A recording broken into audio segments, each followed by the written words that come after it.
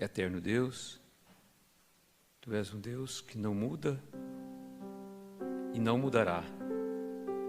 Nós que devemos fazer nossas mudanças, devemos colocar os nossos planos no Seu plano, Senhor.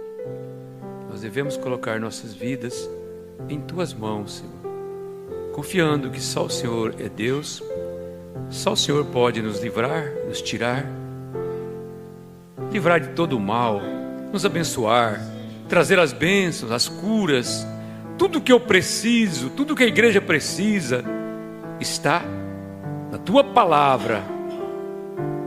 Senhor, nos abençoa nesta noite, em nome de Jesus Cristo. Amém. Amém, irmãos? Parece que eu queria esconder, sabe? Mas não tinha jeito, vocês já tinham me visto aqui, né? E o pastor já tinha pedido para mim falar aqui uns minutos. Melhor era se eu tivesse ficado lá na entrada mesmo e orar por vocês somente, né? Mas tá bom. Meus amados, eu aceitei o convite do pastor para vir aqui hoje, trazer o irmão Gerson, e ele pediu, fale conosco alguns minutos. E ele chegou de viagem, porém não conversamos muito, porque ele está um pouco rouco, mas eu acredito que ele levou as bênçãos para lá e trouxe também as bênçãos para cá, né, pastor? Amém. Ele veio abençoado no avião, orando, porque viajar em avião, né? Sempre a gente tem um certo quê. Porém, é uma viagem mais segura que transporte terrestre, né? Ela é uma viagem segura. Os índices de acontecimentos que acontecem pelo número de voo e o número de veículos, então vocês veem que ainda é mais seguro voar, né? Eu gosto muito de viajar dirigindo, eu amo dirigir, tá? Porém a minha idade já não me permite viajar, dirigir muita noite. Eu dirigi muita noite, daqui de São José dos Campos, de lá de São José dos Campos para Mato Grosso, direto. Sai, por exemplo, a horário que der de manhã e vou direto. E já aconteceu de ser até de horário noturno, né? Eu gosto de viajar à noite também.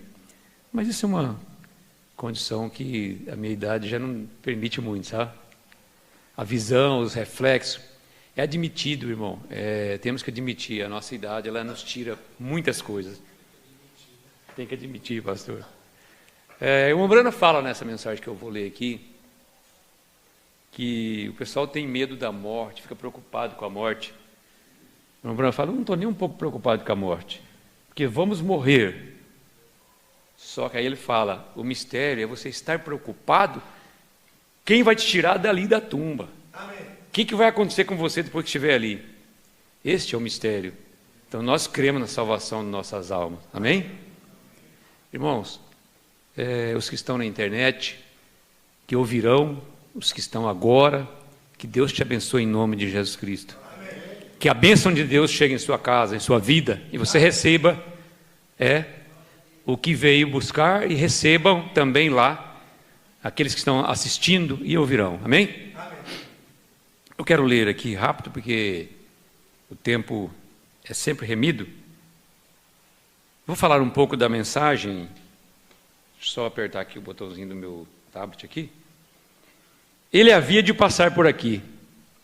E eu posso dizer, ele está passando por aqui. Amém. Ele está aqui. Amém. O irmão Raimundo já falou no começo. Ele deve ser o primeiro a estar aqui. Amém? E essa mensagem ela foi pregada pelo nosso profeta no dia 21/3/1964. Eu tinha 4 anos apenas. Eu nasci em 1960, irmãos. E a leitura da Bíblia que ele coloca aqui, que fala Zaqueu, sobre Zaqueu, o publicano, está em Lucas 19. Eu creio que todos vocês conhecem essa passagem, né? É conhecida da igreja. Todo cristão conhece essa passagem de Zaqueu. Mas eu achei bacana para falar hoje. Eu gosto de falar assim quando o assunto envolve bastante Jesus, sabe? Ainda mais hoje que é um culto de oração, né, pastor? Se vocês quiserem apenas acompanhar, eu vou ler aqui na Bíblia, não no próprio tablet, embora a tradução é a mesma da minha Bíblia, João Ferreira de Almeida, aqui, corrigida. E está a mesma tradução, a mesma palavra. E tendo Jesus entrado em Jericó, ia passando. Vocês prestem atenção na colocação da Bíblia. Ia passando, né? E eis que havia ali um varão chamado Zaqueu. E era este um chefe dos publicanos, e era rico. Interessante, né, irmãos? Por que a Bíblia diz que ele era rico? Tem sentido, tá? E procurava ver quem era Jesus, e não podia, por causa da multidão, pois era de pequena estatura. E correndo adiante, subiu a uma figueira brava para o ver, porque havia de passar por ali. Então, aquele caminho que Jesus estava indo, ele teria que passar ali, irmãos. Quando Jesus tem que encontrar com alguém, não tem como você falar, hoje eu vou desviar de Jesus. Jesus vai te encontrar. Aleluia. Se prepara porque ele vai te encontrar. Amém? E quando Jesus chegou àquele lugar, olhando para cima, viu e disse-lhe, Zaqueu, desce depressa, porque hoje me convém pousar em tua casa. Deixa eu ver até onde o profeta leu aqui.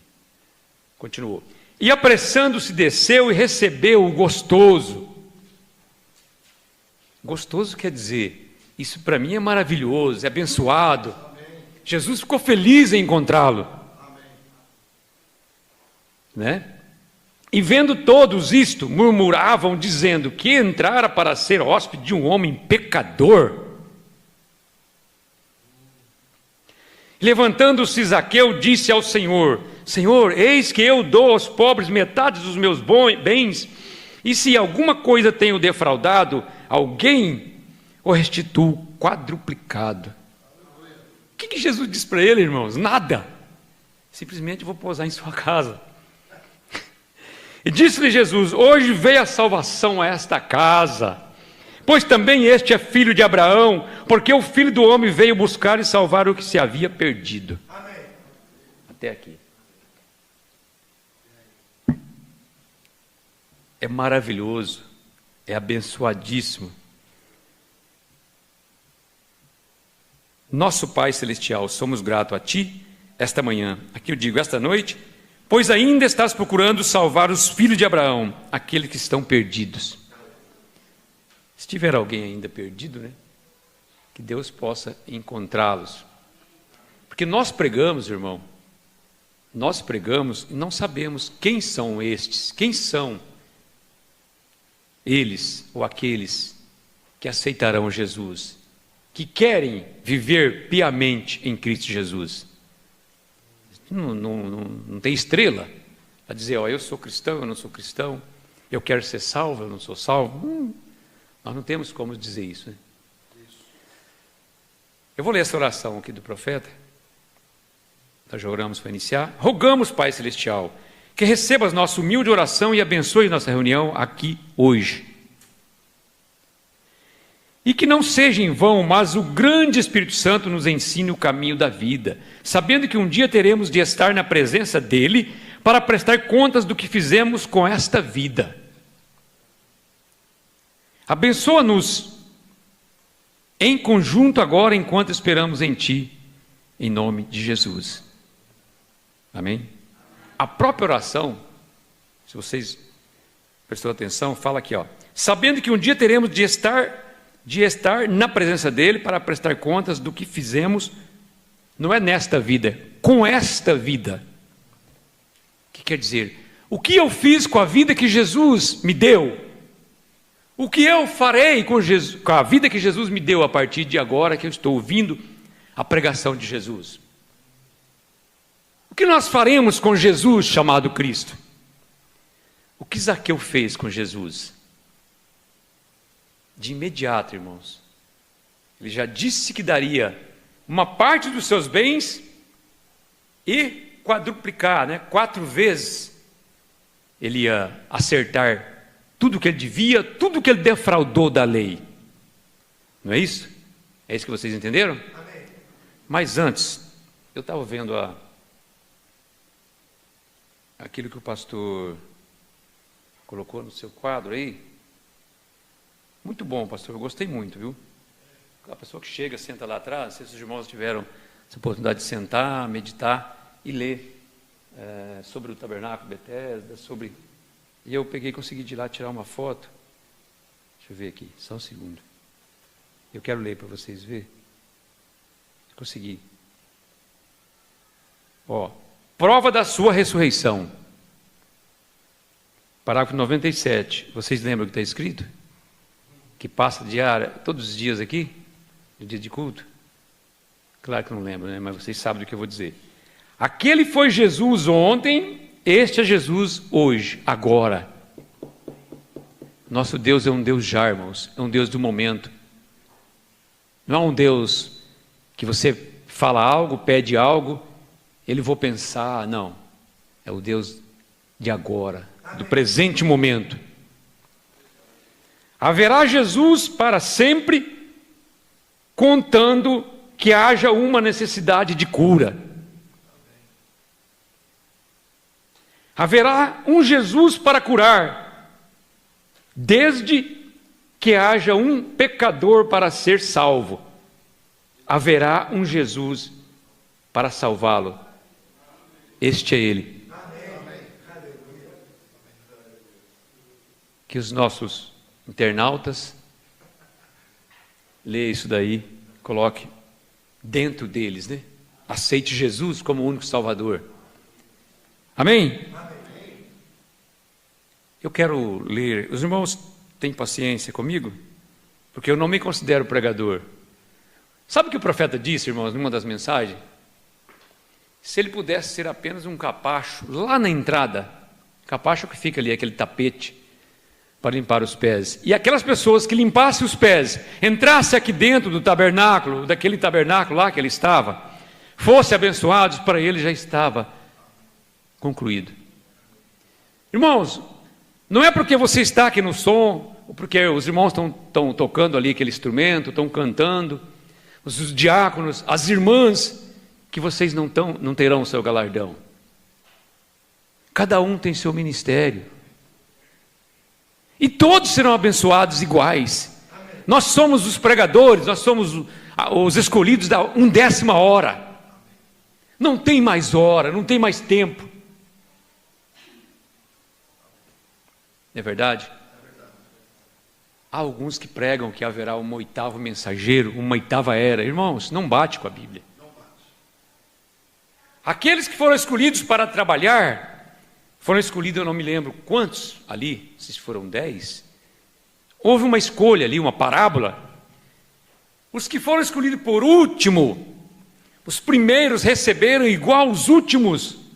E eles reclamaram, mas eu comecei de manhã, exemplo, às 8 horas da manhã, e ele começou às 15 horas, e ele recebeu o mesmo que eu, sim. Porque aquela parábola aponta para as nossas eras. Todos que foram salvos na primeira era, os primeiros cristãos, irmãos que foram salvos, é igualmente salvos nós das últimas eras, da última era. O galardão é igual, a salvação é igual, é o mesmo Salvador, é o mesmo Jesus Cristo. Amém? Então eu quero começar aqui. Como li um pequeno artigo aqui não faz muito tempo sobre o senhor Moody. Quantos já leram a história de Moody? Vários irmãos. Presta atenção que o pastor fala, que o irmão Brana fala aqui. Disse que não faz muito tempo, sobre o senhor Moody. Disse que Chicago e o jornal ia escrever um editorial sobre ele. Enviaram alguém para ver por que as pessoas se reuniram para ouvir o senhor Moody. Por que será, irmãos? Vamos descobrir aqui. O editorial, o Sr. Moody era como eu, ele não tinha instrução suficiente para ler o editorial, assim seu administrador teve de ler. Antes o Sr. Moody tinha sido sapateiro e foi chamado por Deus para uma mensagem da hora. Você foi chamado para a mensagem da hora? Amém. Você come o alimento do dia? Então, onde estiver o corpo morto, ali se estarão as águias. A águia mata o seu próprio, ela bate o seu próprio animal, o seu próprio alimento. e ela come aquilo necessário para ela. O maná chega fresquinho. Não adianta você pegar maná para daqui 10 dias, porque é agora, é hoje. Amém? Amém. Então o Sr. Moody está aqui. Tinha sido sapateiro e foi chamado por Deus para a mensagem da hora. E assim o administrador estava lendo o editorial e dizia: por que alguém iria ouvir David Moody? É assim que pronuncia, pastor? É David Moody, né? Tem uma interrogação. Dizia: para começar, ele é um homem mais feio que eu já vi. Talvez eu seja mais feio que ele, ou igual a ele, mas estamos aí, irmãos. E pronto. Ele é careca, tem costeletas longas, tal, e dizia, e ele faz um chiado quando fala. A gramática dele é pior que eu já ouvi. E foi falando assim. Dizia o Sr. Moody, apenas balançou os ombros, diz: claro que não, eles vêm ver Cristo. Aleluia! Amém? Amém? Cristo em vós, a esperança da glória. Amém. Deus escondido e revelado em simplicidade. Para quem Deus revela, irmãos? Para o mundo? Para o pecador? Para o cético em relação à Bíblia? Para quem Deus foi e mostrou ali? Para Abraão. Não foi lá para Sodoma e Gomorra. Deus não tem obrigação para com as pessoas que não querem Ele. O mundo está do jeito que está. Mas você acha que eles querem Jesus Cristo? Você acha que eles farão como Zaqueu fez, sendo um homem rico, um publicano? Não. Eles não têm a humildade de caminhar, tentar encontrar com Jesus Cristo. Mesmo que fosse escondido, pastor. Mesmo que se esconda atrás de alguma coisa. Mas eu quero ver Jesus. Eu preciso de Jesus. O profeta faz um quadro dizendo que a sua esposa, ele deu até um nome para a esposa de Zaqueu. Ele deu o nome de Rebeca. Que ela orava. Porque Zaqueu via só a sua igreja, a sinagoga, o seu trabalho. Mas a mulher dele, quando Jesus esteve sobre a terra, ela olhou para Jesus também. Ela reconheceu o seu ministério e começou a orar por ele. Mas ele não fazia conta daquilo. Mas sua esposa continuou orando. E ele então acordou de noite, começou a pensar em Jesus, e sua esposa continuou orando. E no outro dia, quando Jesus passava, ele não aguentou. Eu quero ver esse mestre. Eu quero ver esse curador, esse Messias, esse profeta que veio da Galileia, esse profeta que nasceu ali na manjedoura. Como pode o Salvador da humanidade nascer em uma manjedoura, local onde é para animais nascer? Porque ali se nascia cordeiro, e cordeiro tem que nascer em uma manjedoura. É o Cordeiro de Deus que tira o pecado do mundo. Amém? Amém? Não é um bode, não é um outro animal, é o cordeiro. E quando Deus quer se representar, representa através de uma pomba. Mas quando fala de Jesus, o Cordeiro de Deus, glória a Deus, aleluia. E a pomba vai e pousa sobre o cordeiro, porque ela tem, fisicamente falando, ela é preparada para tal. Por isso ela representa Deus, o Espírito Santo. Amém? Amém. Vou pular. Quantos minutos, pastor? O senhor marca para mim? 5 minutos? Meu Deus, então não vou ter tempo nem de vocês me conhecerem direito. Isso que quero que façam: examine pela palavra de Deus o que um homem diz, e se não está certo, então não está certo. Só isso. Se é a palavra de Deus, então Deus tem de testificar da sua palavra, pois Ele prometeu fazê-lo. É assim que gostamos de examinar essas coisas, para descobrir. Amém? Deixa eu pular mais um pouquinho. Não vai dar tempo. Esse aqui era um assunto maravilhoso, mas vamos deixar para outro dia, né, pastor? Domingo. Eu ia falar sobre o seguro aqui. O profeta fala sobre o seguro, é uma conversa que ele tem ali, e é muito bom, né? Chega a ser até cômico, né? Mas ele fala, não mexa com seguro de vida, meu negócio é segurança eterna, irmãos. Eu não vendo seguro de vida. Eu trabalho com a segurança eterna. Eu vou para a tumba, vou, porém eu sei que eu sairei de lá, porque o meu Redentor, o meu Salvador ressuscitou em um domingo. É o selo da nossa redenção, da nossa Páscoa, é a ressurreição de Jesus Cristo. É aquele mesmo Cristo que passou ali e Zaqueu o escolheu como seu Salvador.